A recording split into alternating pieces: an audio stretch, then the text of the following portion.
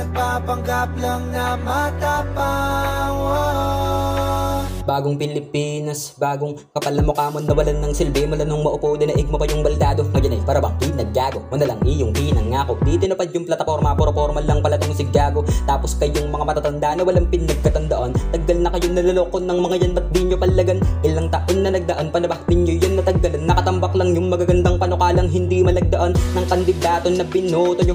Sa pinaggagawa nyo masasabi kung ang bobo nyo may internet na lahat, ba't di nyo pa din alam yung totoo? Kadramahan na mga ata nalalaman sa kalaman ng ulo nyo. Mga siratok-tok kaya ayan nalaglag.